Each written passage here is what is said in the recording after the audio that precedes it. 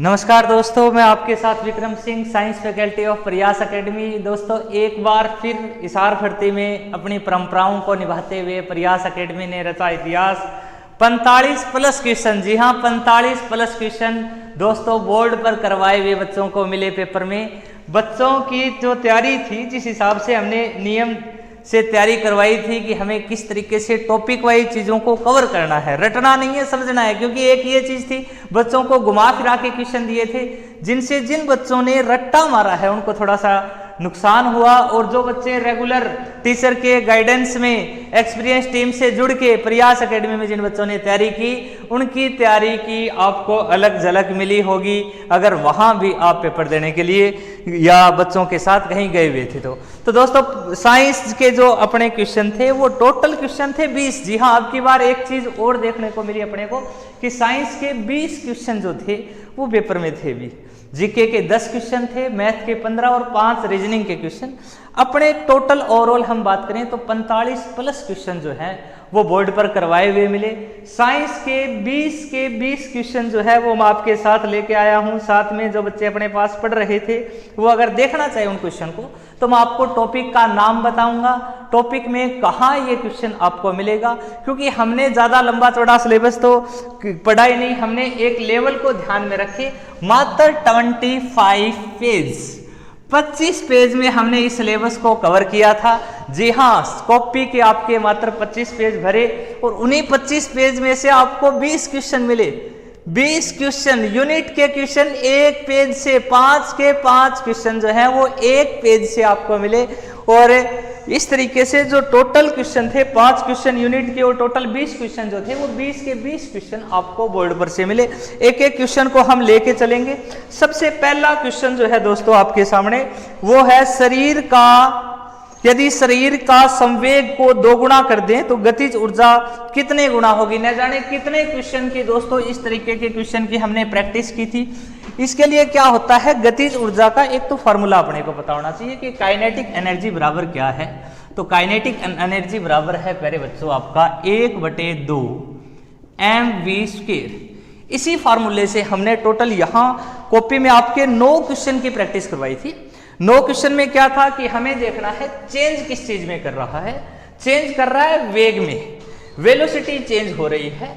जो v है वो इसने क्या बोल दिया क्वेश्चन में, ये कह रहा है कि v को मैं कर रहा हूं 2v, v को कर दिया है 2v, तो हम वैल्यू रख देंगे फार्मूले में। अभी जो अपनी काइनेटिक एनर्जी है वो है 1/2 mv²। ये है तब जब हम कोई चेंज नहीं कर रहे। चेंज करने के बाद काइनेटिक एनर्जी क्या होगी, तो हम क्या करेंगे, फार्मूले में v की जगह रख देंगे 1/2 m, v का स्क्वायर करेंगे, v की जगह क्या रखा जाएगा 2v, क्योंकि वेग को क्या कर रहा है प्यारे बच्चों 2 गुना कर रहा है। यहां देखेंगे 1/2 और m, v का स्क्वायर v² हो जाएगा, 2 का स्क्वायर 4 हो जाएगा। पहले अपनी काइनेटिक एनर्जी इतनी थी, अब ये कितने गुना हो गई है, 4 गुना। तो ये क्वेश्चन था एक। अगला क्वेश्चन है, लंबाई की एसआई यूनिट क्या है। प्यारे बच्चों, मैंने लंबाई की 3 यूनिट जो है वो एक साथ करवाने की कोशिश की।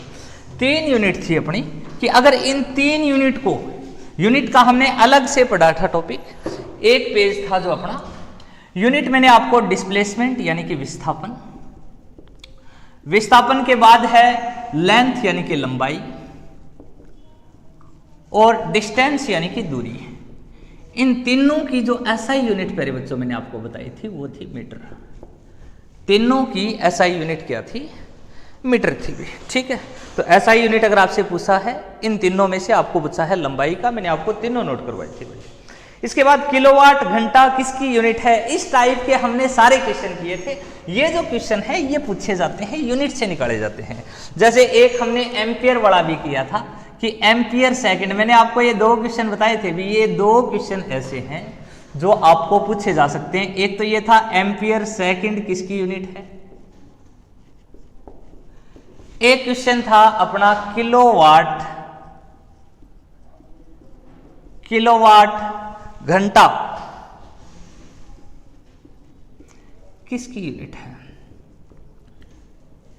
तो एम्पियर सेकंड में हमने क्या बताया था आपको, पहले मैं इस क्वेश्चन नंबर 1 की बात कर रहा हूं, फिर 2 को पढ़ेंगे भी।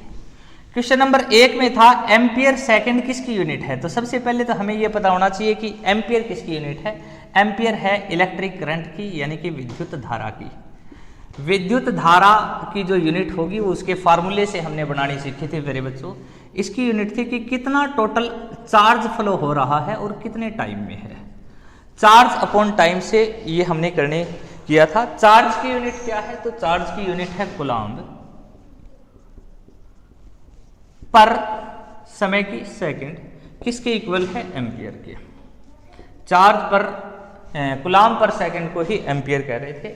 यहां से सेकंड जो डिवाइड में है उसको यहां से उठा के इसके साथ ले आए। आपने बताया सर ये तो कूलम्ब के बराबर हो गया। कूलम्ब जो यूनिट है वो चार्ज की है, तो एम्पियर सेकंड भी अगर आपसे पूछ रहा है तो ये यूनिट भी किसकी होगी, चार्ज की होगी प्यारे बच्चों। इसी तरीके से ये क्वेश्चन था। क्वेश्चन क्या था, पावर के फार्मूले से हमने ये सीखा था। पावर का फार्मूला क्या था, पावर बराबर शक्ति बराबर होगा कितना काम किया, कार्य कितने समय में किया। यूनिट टाइम में किए गए काम को ही तो पावर बोल रहे थे हम, शक्ति बोल रहे थे। कार्य की यूनिट क्या होगी, तो कार्य की यूनिट है जूल। समय की यूनिट क्या होगी, समय की यूनिट होगी सेकंड। जूल पर सेकंड को ही हम वाट बोल रहे थे। ये अगर बड़ी यूनिट में लेके चले हम तो इसको हम किलोवाट भी बोल सकते हैं। एक ही बात है भी, किलोवाट में और वाट में ये फर्क है कि 1 किलोवाट में 10 की पावर 3 यानी कि 1000 वाट होता है। किलो का मतलब ही जैसा मैंने आपको क्लास में बताया था 1000 है, कि किलोग्राम 1000 ग्राम, किलोमीटर 1000 मीटर, किलोवाट 1000 वाट। यहां से हो जाएगा अपना जूल इक्वल टू किलोवाट और सेकंड। किलोवाट सेकंड किसका है, किलोवाट मिनट मिल सकता है, मैंने आपको बताया था। किलोवाट घंटा आपको मिल सकता है। इसी तरीके से ये हो गया किसके बराबर, जूल के। तो जूल किसकी यूनिट है, उसी की यूनिट किलोवाट घंटा होगी। जूल है सर कार्य की, वर्क की एंड एनर्जी की, ऊर्जा की। तो जूल पर सेकंड या वाट तो यूनिट है शक्ति की, और किलोवाट घंटा जो यूनिट है वो किसकी है, कार्य की और ऊर्जा की। अगला क्वेश्चन था अपना, विश्व का सबसे बड़ा पक्षी क्या है। न जाने कितनी बार आपने इस क्वेश्चन के लिए अपने टेस्टों में, डेली जो 50 टेस्ट हो रहे थे आपके, 50 टेस्ट का टारगेट था अपना, उन टेस्ट में कितनी बार ये आपको क्वेश्चन मिला है कि विश्व का सबसे बड़ा पक्षी जो है वो शुतुरमुर्ग है। पेसमेकर किससे संबंधित है, सेम वही बात, पेसमेकर किससे संबंधित है, हृदय से। टेस्ट में पूछा हुआ क्वेश्चन है, नोट्स में आपके हर क्वेश्चन मिलेगा। इसी तरीके से लाख का उत्पादन किससे होता है। यहां एक आपके लास्ट टेस्ट में क्वेश्चन था, उस क्वेश्चन को हम डिस्कस करेंगे तो आपको और अच्छे से याद आ जाएगा। बाकी टेस्ट में भी, नोट्स में भी है। यहां कौन सा क्वेश्चन है, क्वेश्चन अपने टेस्ट में पूछा गया था, लास्ट टेस्ट में, निम्न में से कीट उत्पाद कौन सा है, कीट उत्पाद कौन सा है। तो कीट उत्पाद में यहां आपको ऑप्शन थे, लास्ट टेस्ट जो था आपका क्लास टेस्ट, उसके अंदर था रेशम,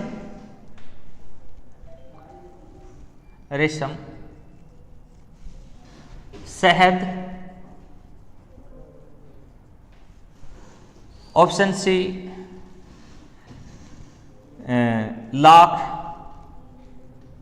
और ऑप्शन डी उपरोक्त सभी। तो यहां हमें करना था भाई उपरोक्त सभी, कि कीट उत्पाद तो रेशम का कीट है, रेशम का कीट है, शहद, इसके बाद लाख का कीट है। तो ये तीनों कीट उत्पाद हैं। तो यहां हम कहेंगे उपरोक्त सभी कीट उत्पाद हैं भाई। तो यहीं से ये क्वेश्चन था आपका कि कौन सा कीट उत्पाद है। तो यहां लाख के बारे में पूछ रखा था कि लाख किससे प्राप्त होता है। तो ऑप्शन डी इसमें सही आंसर था, कीट भाई। ग्रहण किस प्रकाशीय घटना के कारण होता है। दोनों ग्रहण हमने पढ़े थे, और पिछले जो ब्रेली सेंटर का पेपर था वहां भी ग्रहण से क्वेश्चन पूछा गया है। इसके अलावा राजरीफ सेंटर में भी ग्रहण का क्वेश्चन पूछा गया है, रोहतक भर्ती में भी, इसके अलावा पिछली हिसार भर्ती में यहाँ चांद का परिक्रमण काल पूछा गया था। तो मैंने आपको इस टॉपिक के बारे में अलग से खास तौर पे बताया था कि यहाँ से आपका क्वेश्चन जो है वो डेफिनेट है, लगातार भर्तियों में पूछा जा रहा है भी। तो यहाँ क्या था अपना कि ग्रहण किस घटना के कारण होता है। ग्रहण को हमने सूर्य ग्रहण चंद्र ग्रहण दोनों को समझा था, और ये जो था ये विवर्तन के कारण था। विद डायग्राम हमने इस क्वेश्चन को किया था कि विवर्तन के कारण यहाँ हम क्या कर रहे थे, प्रकाश किरण का विश्लेषण, प्रकाश किरण का विश्लेषण, प्रकाश किरण के विश्लेषण के द्वारा जो है वो ग्रहण होता है।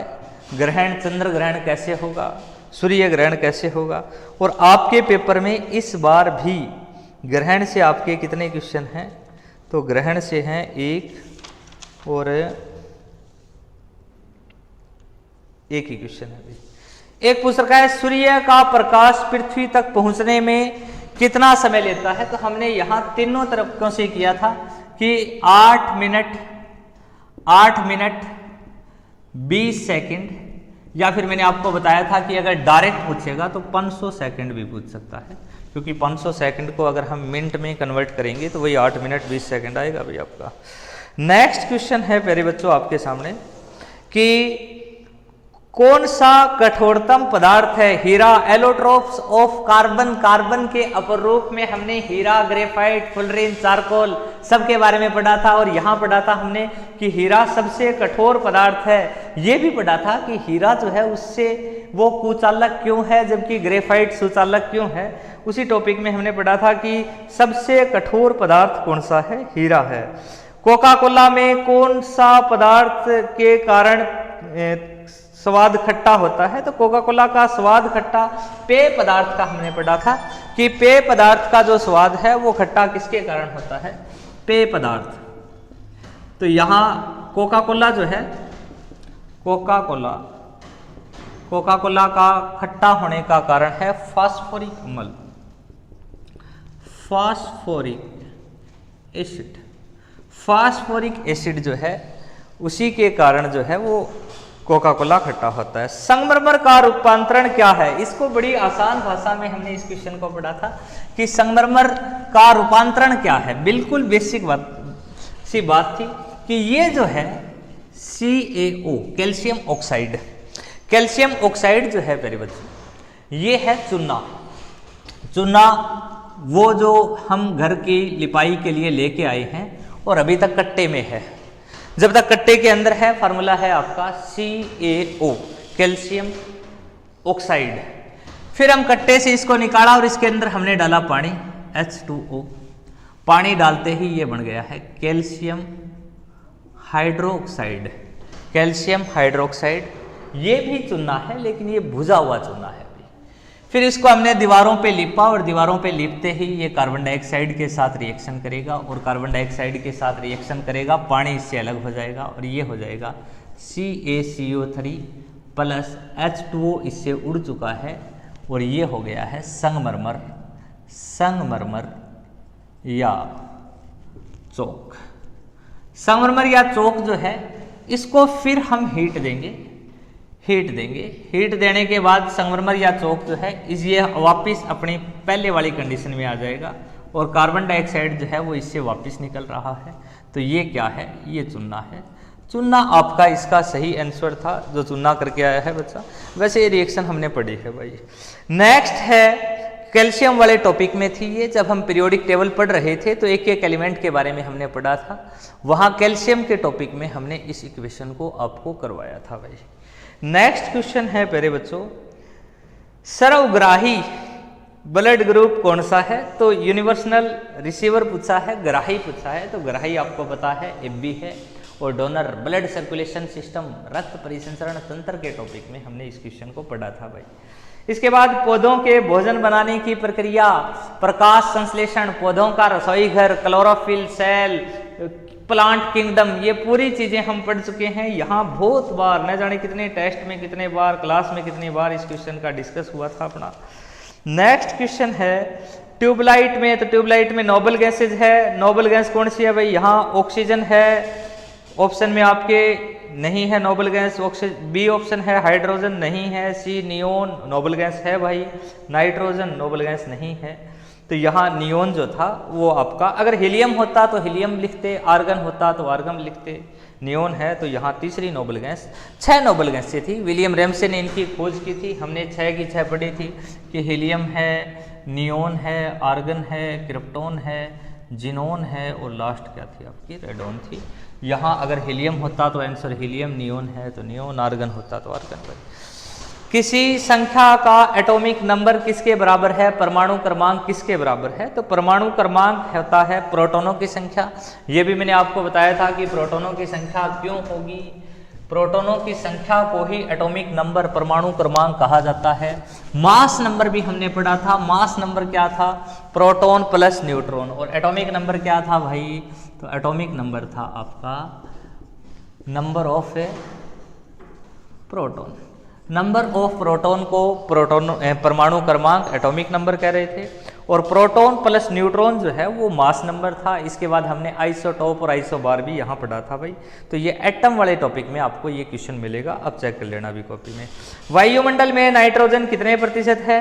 तो हमने वायुमंडल में भी नाइट्रोजन को पढ़ा था, ह्यूमन बॉडी में भी नाइट्रोजन को पढ़ा था, यूरिया में भी नाइट्रोजन को पढ़ा था। वहाँ हमने पढ़ा कि वायुमंडल में 4 गैसें हैं, जहाँ नाइट्रोजन जो है वो आपका 78, फिर उसके बाद ऑक्सीजन जिसकी मात्रा है भाई 21, इसके बाद आर्गन है, आर्गन आपकी है 0.93%, और चौथा हमने पढ़ा था प्यारे बच्चों CO2 0.03%। तो ये 4 थे वायुमंडल के। इसके अलावा ऑक्सीजन का हमने पढ़ा था कि धरती की ऊपरी परत पे 46.6% ऑक्सीजन है भाई, ये धरती की ऊपरी परत पे पढ़ा था। इसके बाद है दूध से क्रीम को अलग करना। तो दूध से क्रीम को अलग करना यहाँ हमने पढ़ा था भाई अपकेंद्रीय बल, सेंट्रीफ्यूगल फोर्स। तो ये सेंट्रीफ्यूगल अपकेंद्रीय बल जो है जिसके कारण दूध से क्रीम को अलग किया जाता है भी। तो ये प्यारे बच्चों आपके टोटल 20 क्वेश्चन थे, और 20 क्वेश्चन जो है अब की बार पूछे गए हैं साइंस के, यानी कि साइंस का रोल जो है वो थोड़ा सा आपके पेपर में बड़ा है, लेकिन कोई दिक्कत नहीं है। प्रयास एकेडमी जो है वो आपके साथ है। और जो बच्चे आगे की भर्ती की तैयारी कर रहे हैं उनको भी मैं थोड़ा सा गाइड करूं कि एक्सपीरियंस टीम के साथ जुड़े, जो लंबे टाइम से डिफेंस को टीच कर रहे हैं, जिनको ज्ञान है। क्योंकि आर्मी की अगर आप तैयारी कर रहे हो तो जितना ज़रूरी आपके लिए ये हो जाता है क्या पढ़ना है, उससे ज़्यादा ज़रूरी है दोस्तों क्या क्या नहीं पढ़ना। क्योंकि 45 प्लस क्वेश्चन एक बहुत बड़ी संख्या हो जाती है। अगर आपका 100 नंबर का फिजिकल है और 45 प्लस या 45 क्वेश्चन आपके ठीक हो जाते हैं तो आपका सिलेक्शन दुनिया की कोई ताकत नहीं रोक सकती भाई। ठीक है, 88 नंबर है आपके फिजिकल में, तो भी 45 प्लस क्वेश्चन बहुत बड़ा आंकड़ा है भाई। आप 90 प्लस नंबर पेपर में लेके आ रहे हो तो वहाँ आपका सिलेक्शन जो है वो सुनिश्चित हो जाता है। और ये कोई पहली बार नहीं हुआ है, लगातार अपने अनुभव का प्रयोग करते हुए हमने बच्चों को इसी तरीके से तैयार किया है। टॉप रिजल्ट, टॉप पढ़ाई, एक रूटीन से क्लासेस और एक रूटीन से सिलेबस को किस तरीके से कवर करना है, किस तरीके से आपको पढ़ना है, ये सारी चीज़ें जो है वो आपको करवाई जा रही है।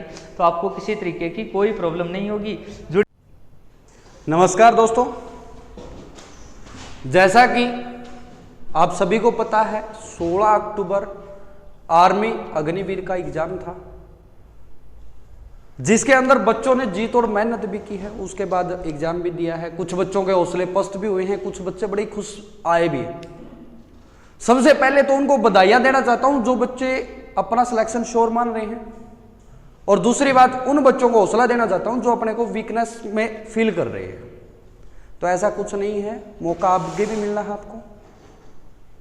जैसा कि दोस्तों देखिए, मैं आपके साथ आज जीडी और ट्रेडमैन दोनों एग्जाम जो हुए हैं हमारे अग्निवीर के, उनके जीके के क्वेश्चन डिस्कस करूंगा आपके साथ, और जिनके अंदर प्रयास एकेडमी के अंदर जो सिलेबस पढ़ाया गया था उसके अंदर ट्रेडमैन के अंदर 14 क्वेश्चन आए थे 15 क्वेश्चन में से, जीडी के अंदर 14 क्वेश्चन आए थे 15 क्वेश्चन में से। और यह भी मैं दावे के साथ कह सकता हूं ऑल इंडिया में ही 14 क्वेश्चन आए मिलेंगे जीडी में। कारण है उसका ईरान और जो कतर कुवैत का जो आक्रमण था, वो मेरे ख्याल से, जहां तक मेरा अनुभव, मेरा एक्सपीरियंस मुझे बता रहा है, वो किसी के द्वारा नहीं करवाया गया है। और यही आर्मी का रूल भी है कि भी एक क्वेश्चन बाहर से हमेशा रहता है। समझते हैं ना मित्रों आप? ट्रेडमैन के अंदर एक क्वेश्चन बाहर से था और इसी तरह एक जीडी के अंदर, लेकिन जीडी के लिए मैं दावे के साथ कह सकता हूं वो 15वां क्वेश्चन सभी के लिए बाहर से था। और प्रयास एकेडमी में टोटल 50 क्वेश्चन में से 48 क्वेश्चन, क्या दोस्तों, 48 क्वेश्चन हमारी नोटबुक के अंदर से आए हुए थे। आप विश्वास कर सकते हैं इन फ्यूचर के लिए, आगे के लिए अपने सगे संबंधियों को यह विश्वास दिला सकते हैं, और चाहे तो आप पेपर और बच्चों की नोटबुक को मिला सकते हैं। तो देखिए दोस्तों, ज्यादा टाइम ना लेते हुए कल वाला जो टेस्ट हुआ है उसके सॉल्यूशन के साथ चलते हैं, अपन उसको आगे लेके चलते हैं। कुछ क्वेश्चन कलेक्ट हो पाए हैं, कुछ क्वेश्चन कलेक्ट नहीं हो पाए, क्योंकि आप सभी को पता है इसके अंदर एग्जाम बाहर नहीं आया था। तो इसके अंदर पहला क्वेश्चन हमारे पास है, सूर्य का प्रकाश पृथ्वी तक पहुंचने में कितना समय लेता है? तो देखिए दोस्तों, सूर्य का जो प्रकाश है पृथ्वी तक पहुंचने में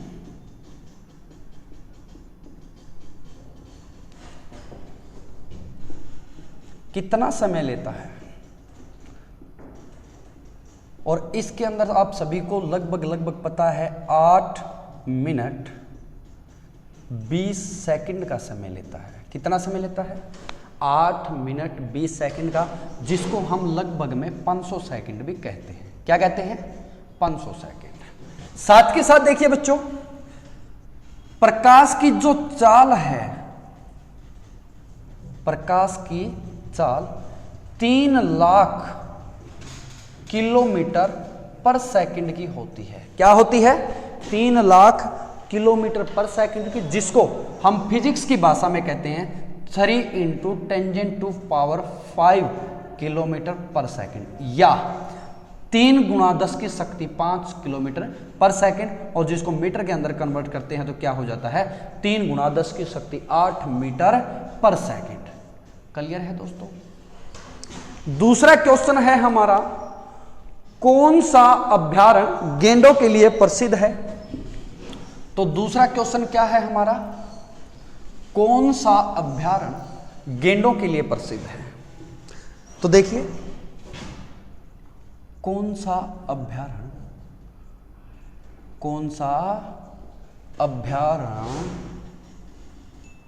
गेंडों के लिए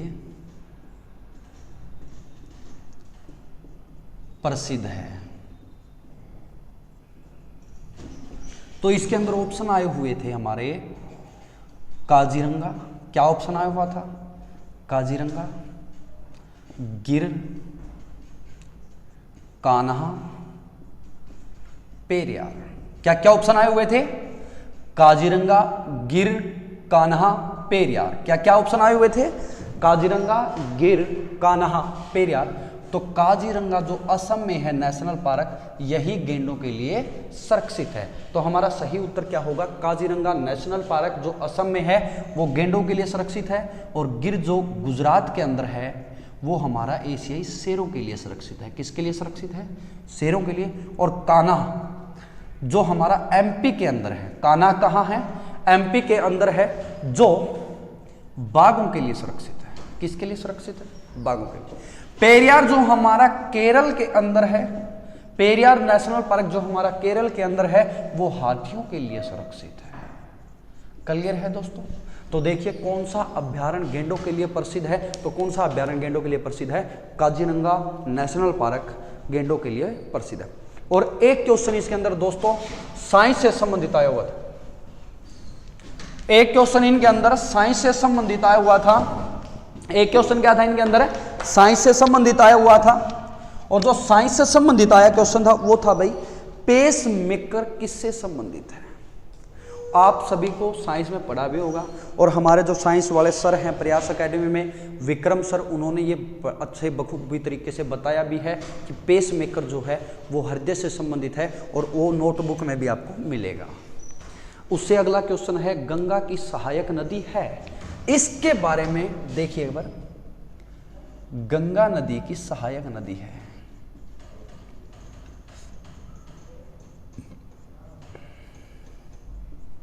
और ऑप्शन है हमारे यमुना, दूसरा ऑप्शन है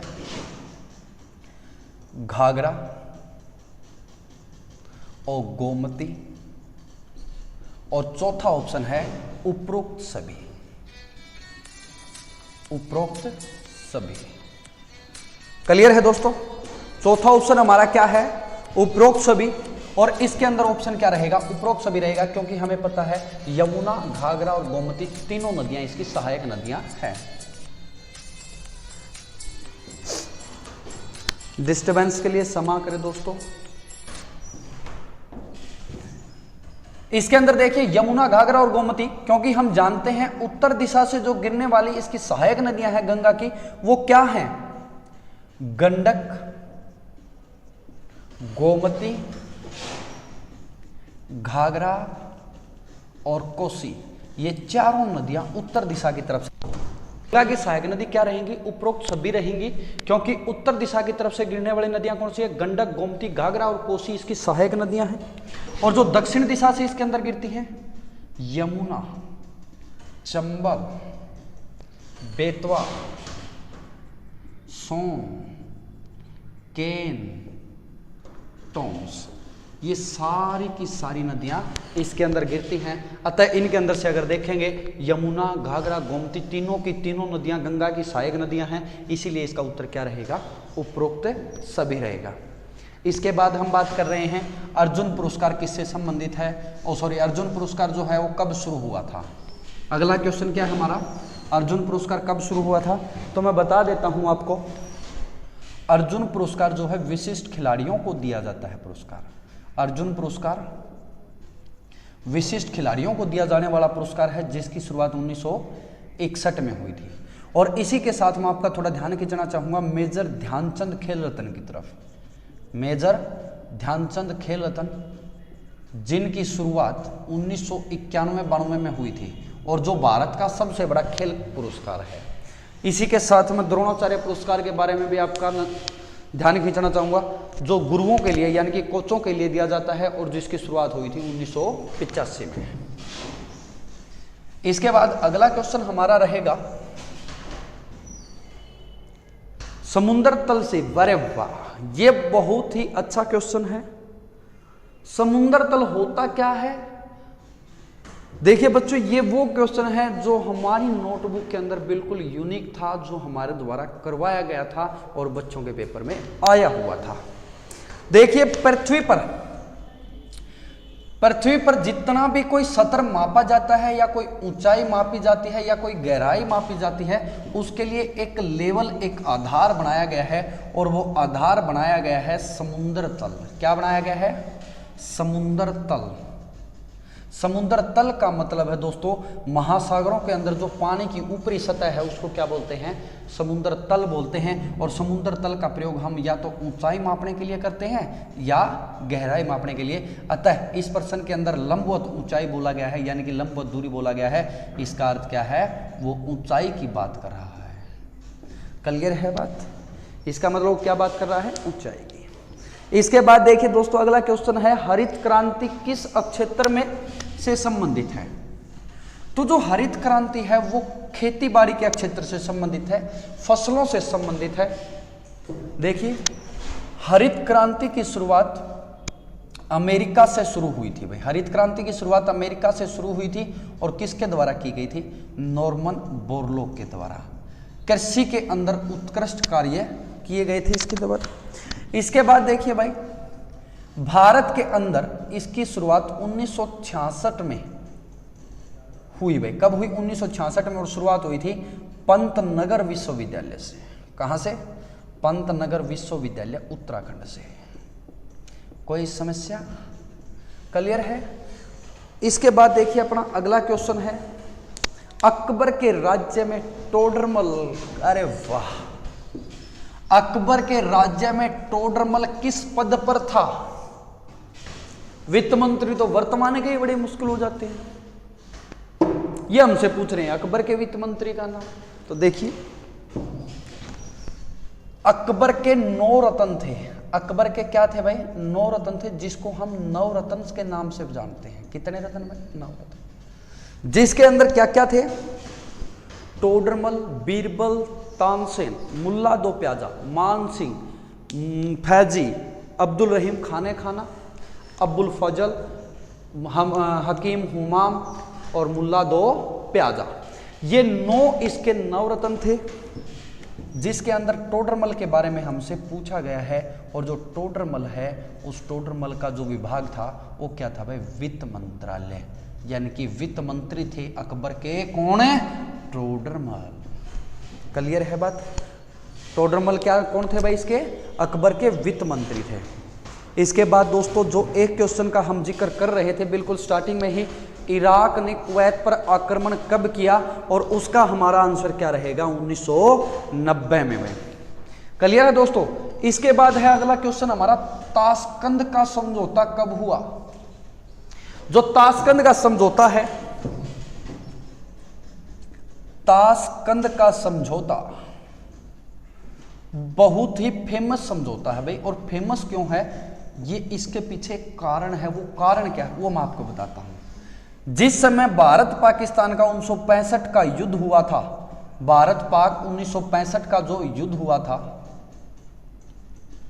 जिस युद्ध के दौरान भारत के सैनिकों ने लाहौर की चौकी पर तिरंगा फहरा दिया था। क्या कर दिया था? तिरंगा फहरा दिया था। और उस समय भारत के प्रधानमंत्री थे लाल बहादुर शास्त्री। लाल बहादुर शास्त्री हमेशा एक निडर, एक बिना झिझक, बिना डरे काम करने वाले प्रधानमंत्री थे भारत के। जो दूसरे प्रधानमंत्री थे हमारे लाल बहादुर शास्त्री उस समय प्रधानमंत्री थे। और पाकिस्तान के साथ उस समझौते के ऊपर हस्ताक्षर होने थे। ताशकंद क्या है? उज्बेकिस्तान की राजधानी है ताशकंद। और उसी ताशकंद समझौते के दौरान, उसी ताशकंद समझौते के अंदर लाल बहादुर शास्त्री की मृत्यु हुई थी। ये इसलिए प्रसिद्ध है। और भारत के प्रधानमंत्री जो वो उस समय प्रधानमंत्री कौन थे? लाल बहादुर शास्त्री। और ताशकंद के अंदर ही उनकी वहां से डेड बॉडी भारत आई थी। इसीलिए ये समझौता बहुत मुख्य है। क्लियर है? तो ताशकंद समझौता 1966 में हुआ था और भारत पाकिस्तान के बीच। देखिए भाई, इससे आगे अगला क्वेश्चन हमें कह रहा है कि भारत में मौलिक अधिकार संविधान के कौन से भाग में रखे गए हैं? देखिए मैं बताता हूं। हमारे मौलिक अधिकार जो है वो अमेरिका के संविधान से लिए गए हैं। किसके संविधान से लिए गए हैं? अमेरिका के संविधान से। और जो उस समय लिए गए थे वो 7 लिए गए थे, लेकिन वर्तमान के अंदर वो 6 हैं। और जो मौलिक अधिकार हैं वो संविधान के भाग 3 में रखे गए हैं। कहाँ रखे गए हैं? संविधान के भाग 3 में। और इस भाग 3 को भारत का मैग्ना कार्टा भी कहते हैं। क्या कहते हैं इसको? भारत का मैग्ना कार्टा। क्लियर है दोस्तों? भारत का मैग्ना कार्टा किसे कहते हैं? भाग 3 को। इसके बाद हम बात करेंगे हल्दी घाटी का युद्ध। अगला क्वेश्चन क्या है हमारा? हल्दी घाटी का युद्ध किस किस के बीच हुआ? तो देखिए हल्दी घाटी का युद्ध, हल्दी घाटी का जो युद्ध है वो 1576 में हुआ था। महाराणा प्रताप और अकबर के बीच। और जिसके अंदर जीत किसकी हुई थी? अकबर की। बात क्लियर है दोस्तों? हल्दी घाटी का युद्ध जो है वो किस किस के बीच हुआ था? महाराणा प्रताप और अकबर के बीच हुआ था 1576 में। इसके बाद बात करेंगे, कह रहा है कंगारू कहाँ पाए जाते हैं? कंगारू। तो ये क्वेश्चन तो भाई कॉमन सेंस का क्वेश्चन था। जो क्रिकेट के अंदर कंगारू, ऑस्ट्रेलियाई टीम को क्या कहते हैं? कंगारू कहते हैं। ऑस्ट्रेलियाई लोगों को क्या कहते हैं? कंगारू कहते हैं। तो कंगारू कहाँ मिलेंगे हमें? ऑस्ट्रेलिया में। और हमारा आखिरी क्वेश्चन है, लास्ट क्वेश्चन है, नई दिल्ली के वास्तुकार। क्या है? नई दिल्ली के वास्तुकार कौन है? नई दिल्ली के वास्तुकार कौन है? वह नई दिल्ली के वास्तुकार कौन है? Edwin Lutyens. Edwin Lutyens. क्योंकि दिल्ली का इंडिया गेट, उसके डिजाइनर कौन है? Edwin Lutyens. राष्ट्रपति भवन के डिजाइनर कौन है? Edwin Lutyens. और राष्ट्रपति भवन को जो नक्शा दिया गया है वो किसके द्वारा दिया गया है? एडविन लुटियंस के द्वारा। देखिए दोस्तों, जितने भी क्वेश्चन हमारे पास कलेक्ट हो सकते थे जीके के, मैं आपके सामने लेके आया हूँ। ये मैं दावे के साथ कहता हूँ कि जो जीके का पोर्शन यहाँ प्रयास एकेडमी हिसार के अंदर जो करवाया गया था, उस पोर्शन में 14 क्वेश्चन, 15 क्वेश्चन में से कितना, 14 क्वेश्चन का स्कोर बच्चों का हुआ है, जो मतलब सिलेबस किया हुआ था उनकी नोटबुक में। ट्रेडमैन के अंदर भी 14 क्वेश्चन और जीडी के अंदर भी 14 क्वेश्चन इन बच्चों के आए हुए थे, जो करवाया गया था। अब आप भी समझ सकते हैं अकबर का टॉपिक कितना इंपॉर्टेंट है। एक एग्जाम के अंदर अकेले अकबर से 2 क्वेश्चन आए हुए हैं, एक उसके दरबारी के बारे में और एक उसके युद्ध के बारे में। तो दोस्तों, अपने सुनहरे भविष्य, अच्छे भविष्य के लिए आप प्रयास एकेडमी से जुड़ सकते हैं। धन्यवाद। जय जवान, जय किसान, जय भारत।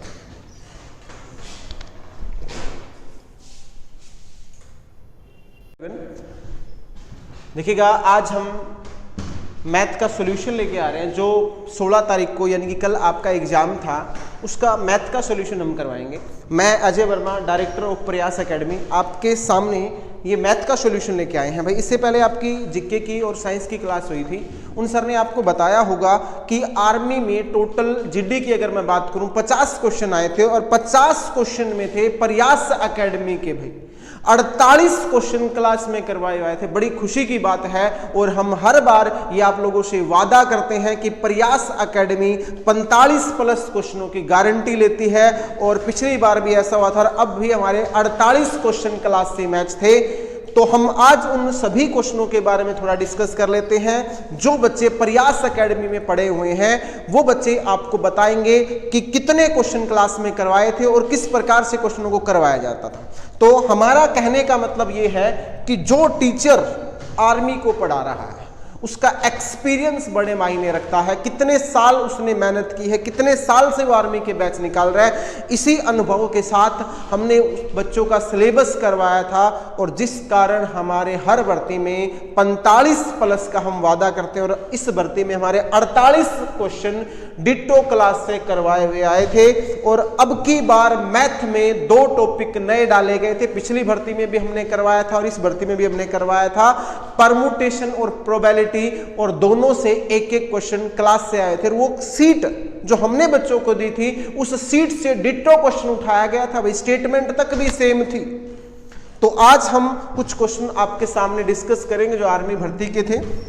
तो सबसे पहला क्वेश्चन जो हमें मिला है वो है 13 को कितनी बार जोड़ा जाए कि 91 हो जाए। यानी कि सिंपल सा था, हमें 91 91 को 13 से भाग करना है और कितना आ जाएगा 13 सत्ते 91। तो ये हमारा आंसर आएगा 7 बार जोड़ा जाए तो 91 बन जाता है। अगला क्वेश्चन है भाई आपका साधारण ब्याज का एक टॉपिक है, और साधारण ब्याज से मैंने क्लास में भी कहा था कि साधारण ब्याज से 100% क्वेश्चन आएगा। चक्रवर्ती ब्याज से क्वेश्चन नहीं आता, कम आता है, बहुत ना के बराबर चांस है। तो हमारा साधारण ब्याज का क्वेश्चन क्या था कि एक निश्चित धनराशि 20 वर्षों में 2 गुना हो जाती है तो वार्षिक दर ज्ञात करें। इसने कहा निश्चित धनराशि, मतलब कोई भी राशि हो सकती है, 1 रुपये हो सकती है, 2 रुपये हो सकती है, 100 रुपये हो सकती है, लाख रुपए हो सकती है। तो हम मानेंगे यहां 100 रुपए की राशि। अब 100 क्यों मानते हैं? क्योंकि हमसे पूछा गया वार्षिक दर, और आपको पता है कि दर हमेशा प्रतिशत में होती है, और प्रतिशत का बेस क्या होता है बच्चे? 100 होता है। मैंने मान लिया कि 100 रुपए की राशि थी और वो 20 सालों में कितनी हो जाती है? 2 गुना हो जाती है, मतलब 200 रुपए हो जाती है। अब बच्चे आप बताइएगा 100 रुपए की राशि जब 200 रुपए होगी तो ब्याज कितना बनेगा? तो ब्याज बना बच्चे 100 रुपए, और मैंने आपको बताया था ब्याज की दर क्या होती है। 100 रुपए के ऊपर 1 साल का जो साधारण ब्याज होता है बच्चे, वही ब्याज की दर कहलाता है। यानी कि 100 रुपए ब्याज 20 साल में है तो 1 साल का ब्याज कितना बना बच्चे? 5 रुपए, और 100 रुपए के ऊपर जो 5 रुपए ब्याज है वही हमारा क्या कहलाता है? ब्याज की दर कहलाता है। तो इसका आंसर आएगा बच्चे 5% वार्षिक दर। क्वेश्चन नंबर नेक्स्ट कहा गया कि पहली संख्या का 30%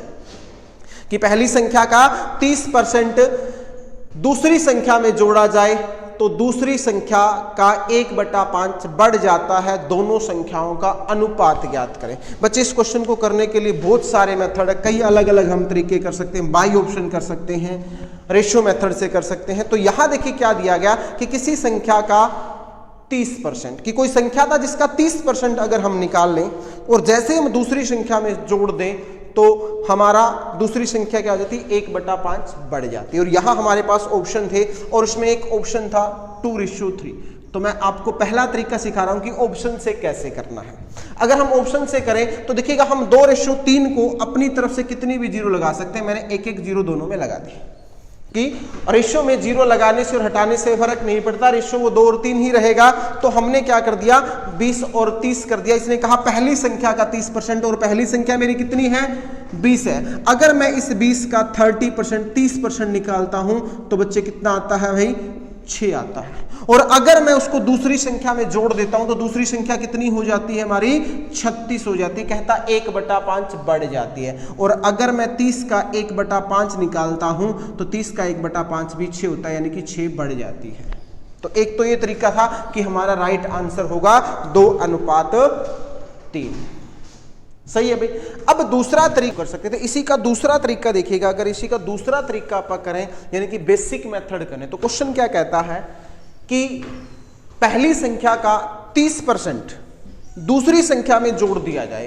पहली संख्या का 30% दूसरी संख्या में जोड़ दिया जाए तो दूसरी संख्या का 1/5 हो जाता है। वह दूसरी संख्या का क्या हो जाता है, 1/5 हो जाता है। अगर आप मान लें कि पहली संख्या हमारी x है और दूसरी संख्या हमारी y, तो क्या कहता है, पहली संख्या का 30%, इसका 30% निकालते हैं तो 30/100। ये निकाल के अगर आप दूसरी संख्या में जोड़ दें, पहली संख्या का 30% दूसरी संख्या में जोड़ दें तो दूसरी संख्या के 1/5 के बराबर है। यानी कि दूसरी संख्या यानी कि y का 1/5 के बराबर है। यानी कि मैं एक बात बोल सकता हूं कि पहली संख्या का 30% दूसरी संख्या के 1/5 के बराबर है।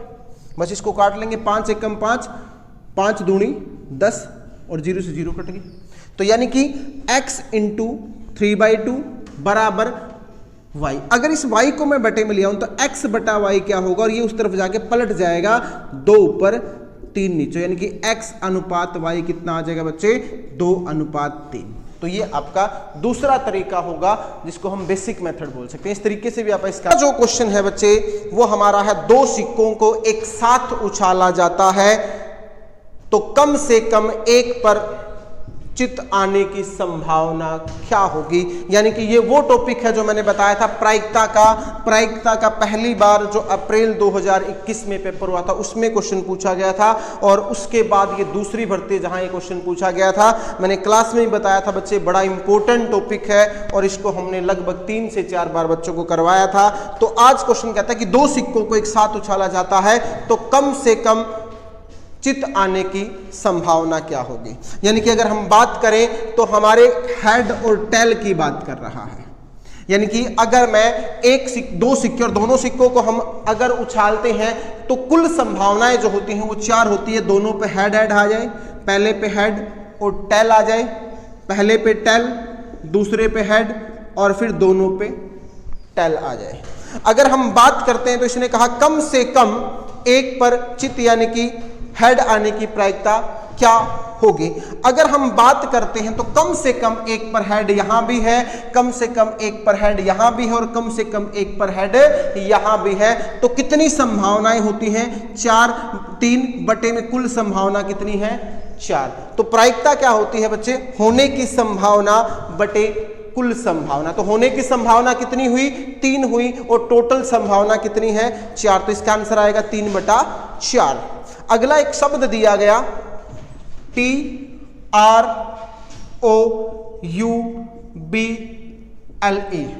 ट्रूबल। तो ये क्या कहता है कि शब्द के अक्षरों को कितनी तरीके से व्यवस्थित किया जा सकता है या कितने शब्द बनाए जा सकते हैं। दोनों का मतलब एक ही है कि ट्रूबल शब्द से कितने शब्द बनाए जा सकते हैं। तो हमें करना क्या होता है, इन शब्दों को गिनना होता है कि कितने अक्षर है। गिनो, 1, 2, 3, 4, 5, 6 और 7। जितने अक्षर हैं, कितने अक्षर हैं, 7। उसका फैक्टोरियल कर दीजिएगा भाई, और वो फैक्टोरियल ही आपका आंसर होता है। 7 फैक्टोरियल होता है बच्चे, 7 गुणा 6 गुणा 5 गुणा 4 गुणा 3 गुणा 2 गुणा 1। और इन सब की अगर आप मल्टीप्लाई करते हैं तो आंसर आता है 5040। आपका राइट आंसर होगा भाई तो ये हमारा दूसरा क्वेश्चन था जिसको हम परमुटेशन कहते हैं। परमुटेशन के टॉपिक से क्वेश्चन पूछा गया, बड़ा आसान क्वेश्चन था। और पिछली जो भर्ती थी उसमें एक शब्द दिया गया अराइज, ये पूछा गया था जिसका आंसर होता 5 फैक्टोरियल और 5 फैक्टोरियल होता है बच्चे 120, उसका आंसर था। तो बड़े इंपॉर्टेंट क्वेश्चन थे भैया। बात करते हैं क्वेश्चन नंबर अगले की। तो अगला क्वेश्चन कहता है 400 का 25% का मतलब गुणा 25% मतलब 25/100, और ये कितना हो जाता है बच्चे 100 हो जाता है। तो 400 का 25% कितना आया था 100। तो क्वेश्चन नंबर नेक्स्ट की बात करें तो नेक्स्ट क्वेश्चन मैथ का आपसे पूछा गया 15 का स्क्वायर। सबको याद होगा कि 15 का स्क्वायर जो होता है बच्चे 225 होता है, तो इसका आंसर हमारा 225 आएगा। और अगला क्वेश्चन जो पूछा गया था बच्चे वो हमारा एक टॉपिक होता है नंबर सिस्टम, और इस नंबर सिस्टम में आपको फॉर्मूला बताया गया था। फॉर्मूले से करना चाहो फॉर्मूले से कर लो, और डायरेक्ट करना चाहो डायरेक्ट कर लीजिएगा। अगर डायरेक्ट करें तो आपको पता है 1 का स्क्वायर बच्चे 1 होता है, 2 का स्क्वायर 4 होता है, 3 का स्क्वायर 9 होता है, और 4 का स्क्वायर 16 होता है। अगर हम इनको जोड़ दें, देखो 9 और 1 10 होता है, 16 और 4 20 होता है, और अगर इनको जोड़ दें 20 और 10 30 हमारा आंसर आ जाता है। अदरवाइज आपको एक फॉर्मूला बताया गया था प्राकृतिक संख्याओं के वर्गों का योगफल, आप वो फॉर्मूला यूज भी कर सकते थे। क्या था? प्राकृतिक संख्याओं के वर्गों का योगफल, और वो था हमारा n+1 2n+1/6। तो आप ये फॉर्मूला भी लगा सकते थे, और फॉर्मूला लगा के भी इसका आंसर दिया जा सकता था। और यहाँ n का मतलब होता है नंबर ऑफ टर्म कितनी थी भाई 4 गुणा n+1 यानी कि 5, 2n यानी कि 4 दूनी 8 और 1 9/6। अगर हम इसको 3 पे कट करें 2 आता है, और इसको 3 पे कट करें तो 3 आता है, और 2 पे कट करें तो 2 आता है, यानी कि कितना हो जाएगा, तो भी आंसर हमारा 30 आता है। आप दोनों तरीके से कर सकते हैं। क्वेश्चन नंबर नेक्स्ट आपका अक्षेत्रफल, यानी कि आपका एक टॉपिक होता है क्षेत्रमिति, जिसमें दोनों टॉपिक आते हैं 2D और 3D। और मैंने आपको बताया था 2D और 3D मोस्ट इंपोर्टेंट टॉपिक है। कम से कम 2 क्वेश्चन और ज़्यादा से ज़्यादा 3 या 4 क्वेश्चन भी आपसे पूछे जा सकते हैं, और हमसे यहाँ लगभग 3 क्वेश्चन पूछे गए हैं। तो हम बात करते हैं 2D की। हमारा क्वेश्चन क्या है? आयत की लंबाई 50 और चौड़ाई 40 है। अब आपको पता है सभी को, ये हमारी जो आकृति होती है इसको हम आयत कहते हैं, जिसको इंग्लिश में रेक्टेंगल कहा जाता है। ये हमारी लेंथ है, लंबाई है 50 और ये चौड़ाई है 40। और अक्षेत्रफल क्या होता है बच्चे? लंबाई गुणा चौड़ाई, यानी कि 2000 वर्ग मीटर है तो मीटर आ जाएगा, और अगर ये सेंटीमीटर है तो आंसर सेंटीमीटर आ जाएगा भाई। क्वेश्चन नंबर नेक्स्ट आपसे पूछा गया था एक समकोण त्रिभुज का आधार 3 सेंटीमीटर और लंब 4 सेंटीमीटर है, कर्ण ज्ञात करें। और मैंने बताया था समकोण त्रिभुज में एक ट्रिपलेट होता है 3 4 5, यानी कि एक भुजा 3 दूसरी भुजा 4 है, तो तीसरी भुजा क्या होगी बच्चे 5 होगी। और ये मैंने बताया था बड़ा मोस्ट इंपोर्टेंट ट्रिपलेट था। और ट्रिपलेट क्या कहते हैं? समकोण त्रिभुज की तीनों भुजाओं के अनुपात को हम ट्रिपलेट कहते हैं। यानी कि ये एक हमारी समकोण त्रिभुज है जिसका आधार हमें 3 सेंटीमीटर दिया गया और लंब हमें 4 सेंटीमीटर दिया गया। हमें कर्ण की बात कर रहा है, तो आपको याद होना चाहिए 3 4 5, तो ये भुजा कितनी हो जाएगी 5 सेंटीमीटर। अब जिस बच्चे को ट्रिपलेट याद नहीं थे उसको पाइथागोरस लगानी थी कि आधार का वर्ग प्लस लंब का वर्ग बराबर कर्ण का वर्ग।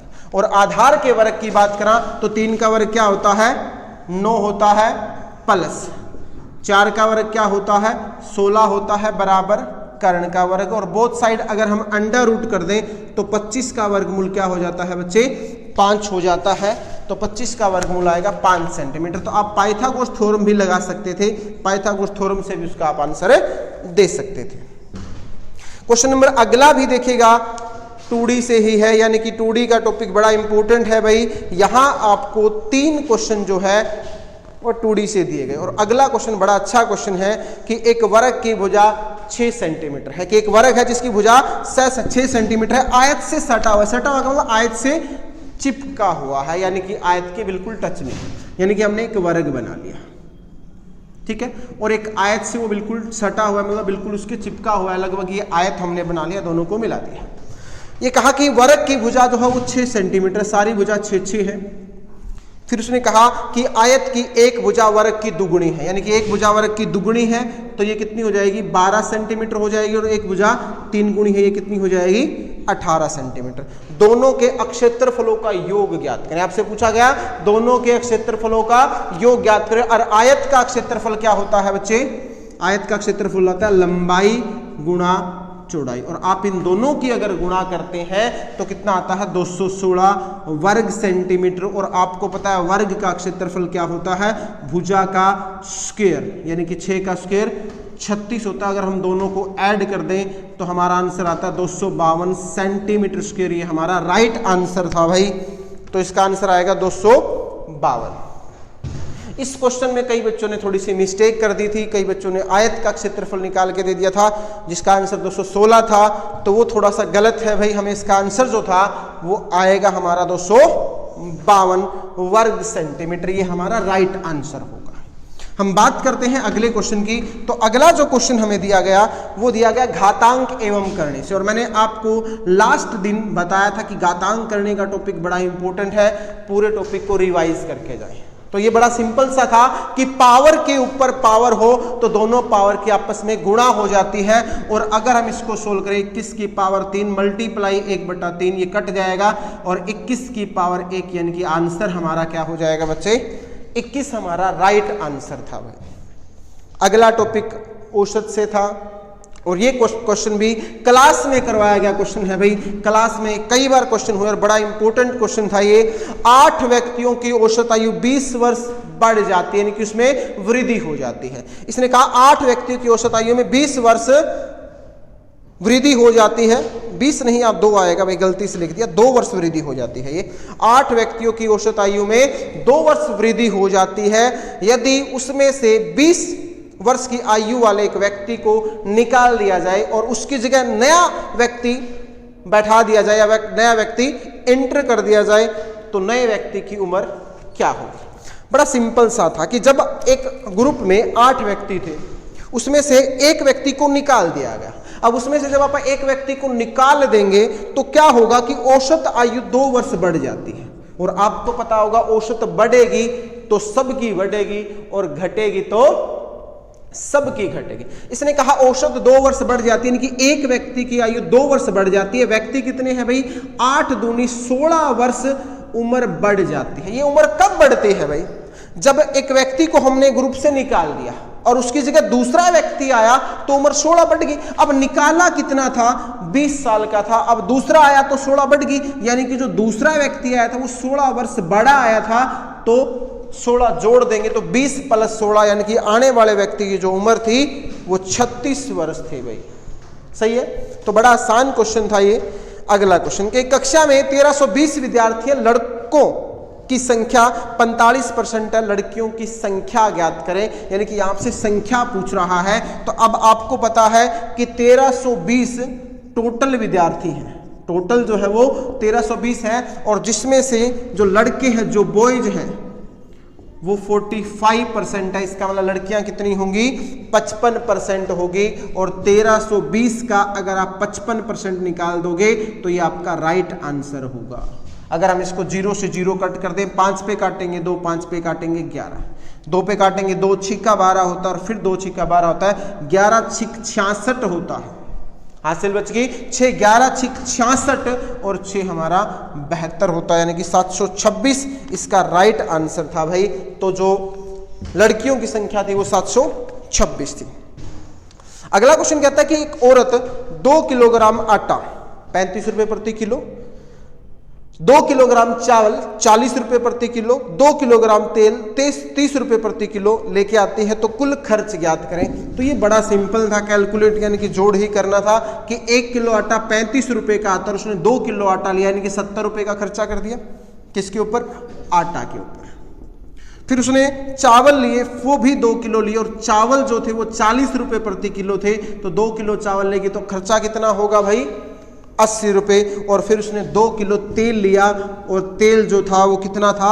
30 रुपए प्रति किलो था, यानी कि 60 रुपए का उसने तेल ले लिया, तो टोटल खर्चा कितना हो जाएगा? 210 रुपए का उसने टोटल खर्च कर दिया। तो ये थे बच्चे मैथ के क्वेश्चन, सारे हमारे कंप्लीट हो जाते हैं।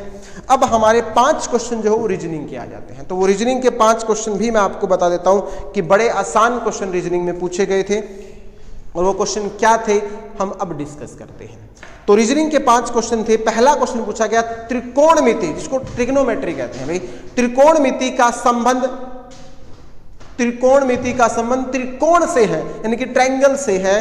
तो उसी तरह अक्षेत्रमिति का संबंध किससे होगा? तो बड़ा सिंपल सा क्वेश्चन था, अक्षेत्रमिति का संबंध किससे होता है भाई? अक्षेत्रफल से होता है। तो रीजनिंग का ये पहला क्वेश्चन आपको दिया गया था। और अगला जो क्वेश्चन आपको दिया गया था वो बड़ा आसान दिया गया था। यहां कहता है यदि a का मतलब प्लस हो, b का मतलब माइनस हो, c का मतलब गुणा और d का मतलब भाग हो, तो आंसर दीजिएगा कि 16a। यहां लिख लेते हैं कि 16a, 16a, 14c, फिर हमें दिया गया 6d, 3b6। अब यहां वैल्यू पुट करेंगे तो 16a क्या होता है? a का मतलब प्लस है, यानी कि 16 + 14, और c का मतलब यहां गुणा है तो कितना आएगा? 6 आ जाएगा, और d का मतलब भाग है, यहां 3 आ जाएगा, और b का मतलब माइनस है तो यहां माइनस का 6 आ जाएगा। अब आपको पता है यहां बोर्ड मास का रोल लगेगा, और बोर्ड मास कहता है कि सबसे पहले हमें भाग करनी होती है, डिवाइड करना होता है। तो सबसे पहले हम डिवाइड करेंगे। अगर मैं 6 को 3 से भाग करता हूं तो कितना आएगा? 2 आ जाएगा। फिर बोर्ड मास कहता है कि भाग के बाद गुणा, और 14 दूनी 28, यानी कि 16 + 28 माइनस का 6। अगर आप इसको जोड़ते हो तो 6 किसमें? 16 में से 6 गया, 10 बचेगा, 10 और 28 हमारा कितना हो जाता है? तो इसका जो आंसर था वो 38 राइट आंसर था।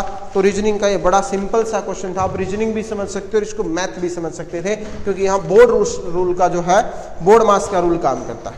और रीजनिंग का तीसरा जो क्वेश्चन पूछा गया था वो अल्फाबेट यानी कि सीरीज से था, अल्फाबेट से था। तो हमसे क्वेश्चन क्या दिया गया? B C F G, ratio दिया गया H I L M, फिर डबल रेशो दिया गया N O R, और ये Q है भाई। और हमसे पूछा गया नेक्स्ट क्या होगा, यहां क्वेश्चन मार्क दिया गया। तो बच्चे आपको क्या करना था? सबसे पहले नंबरिंग डालनी होती है। नंबरिंग अगर आप डाल लेते हो तो गलती होने के चांस बहुत कम होते हैं।